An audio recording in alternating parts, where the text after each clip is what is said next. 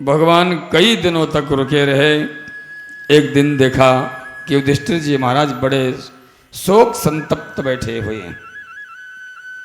और युधिष्ठिर जी इतना शोक संतप्त हैं, सोचते हैं कि मैंने जो है इतने लोगों को मार करके ये मैंने राजसी गद्दी प्राप्त की, चक्रवर्ती सम्राट बना, और मैं जिन स्त्रियों के सामने, स्त्रियां जो मेरे सामने से निकलती हैं, जब उनको मैं विधवा के रूप में वैधव्य के जीवन में देखता हूँ, उनकी सूनी मांग को देखता हूँ, तो मुझे बड़ी गिलानी होती है। किसके लिए मैं लड़ा? इस गद्दी के लिए, चक्रवर्ती सम्राट बनने के लिए। मैंने अनेकों लोगों का वध किया, इतनी अक्षौणी सेना का मैंने वध किया। इतने चिंतित हैं, इतने चिंतित हैं। एक दिन भगवान कृष्ण ने जाकर के समझाया कि भैया भीष्म, युधिष्ठिर जी, आप ये शोक चिंता ना करें, शोक ना करें, क्योंकि ये तो सब परमात्मा के दैवाधीन है। महाभारत तो होना था और इसमें तुम्हारा कोई दोष नहीं है, तुम क्यों चिंतित होते हो? भगवान कृष्ण ने अनेक प्रकार से उनको समझाया, लेकिन युधिष्ठिर जी महाराज के समझ में आता ही नहीं। और आएगा क्यों? क्योंकि कहीं कहीं पर होता है, एक होता है वात्सल्य भाव। आपका बेटा यदि आपके सामने विद्वान बन जाए, आपका बेटा माता पिता के सामने विद्वान बन जाए, वो बड़ी सुंदर सुंदर भाषा में बात करने लगे, अच्छा ज्ञान देने लगे, लेकिन माता पिता क्या सोचते हैं, बड़ा भाई क्या सोचता है, ये तो छोटा ही है, ये तो छोटा बच्चा ही है, ये ज्ञान क्या देगा? तो जो युधिष्ठिर जी महाराज हैं, वो कन्हैया के प्रति जो प्रेम रखते हैं, वो छोटे भाई का प्रेम रखते हैं। ये मेरा छोटा भाई है, ऐसा भाव है।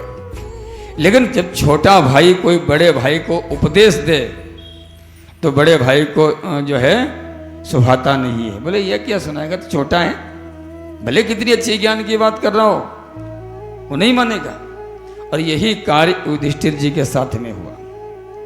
भगवान कृष्ण समझाते हैं, लेकिन युधिष्ठिर जी की समझ में आता ही नहीं है। भगवान ने सोचा कि अब इनको किसी बड़े वयोवृद्ध की आवश्यकता है। क्यों? क्योंकि प्रवचन देने वाला कोई सफेद दाढ़ी वाला व्यक्ति हो ना, बड़े बड़े बाल हो, सफेद दाढ़ी वाला व्यक्ति हो, बुजुर्ग हो, अगर उसने कुछ कह दिया तो वही जो है बड़ा स्वीकार कर लेता है कि हाँ ये बात सही है। और छोटा अपने से कितनी भी अच्छी बात क्यों ना बता ले, बड़ा स्वीकार नहीं करता है। भगवान ने कहा कि इनको किसी बड़े बुजुर्ग की आवश्यकता है।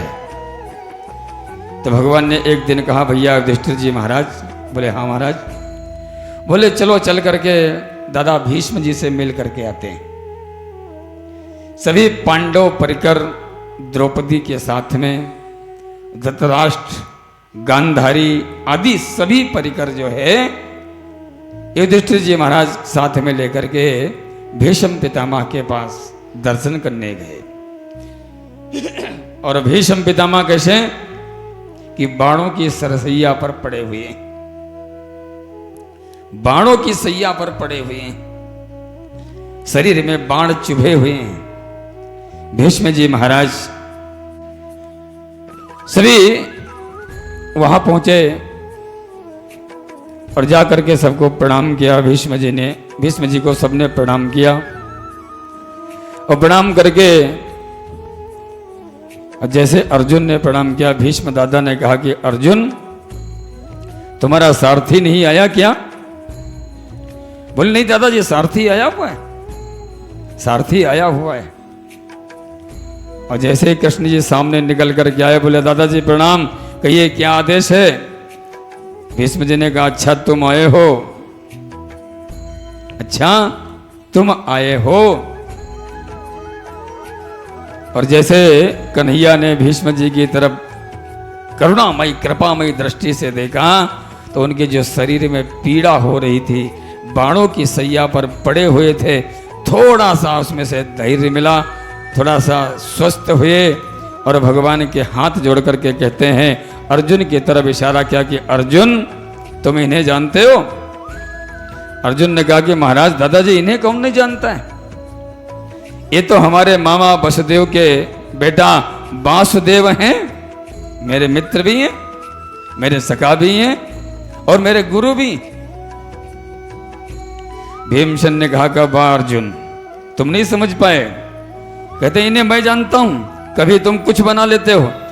अरे अर्जुन तुम कभी इन्हें सारथी बना लेते हो, तुम कभी इन्हें दूत बना देते हो, तुम कभी इनसे परामर्श ले लेते हो, कभी इन्हें जो है सचिव बना देते हो। अरे तुम क्या क्या नहीं इन्हें बनाते हो, लेकिन भगवान वास्तविक वही बनने को तैयार हैं जो एक बार भक्त बनाना चाहे। यदि भक्त जो भी बनाना चाहे परमात्मा कहते हैं वही बन जाऊंगा, लेकिन एक बार भाव तो होना चाहिए और ऐसा भाव होना चाहिए कि भगवान जो है आपके अधीन हो जाएं, भगवान आपकी आज्ञा पर चलें, ऐसा भाव होना चाहिए।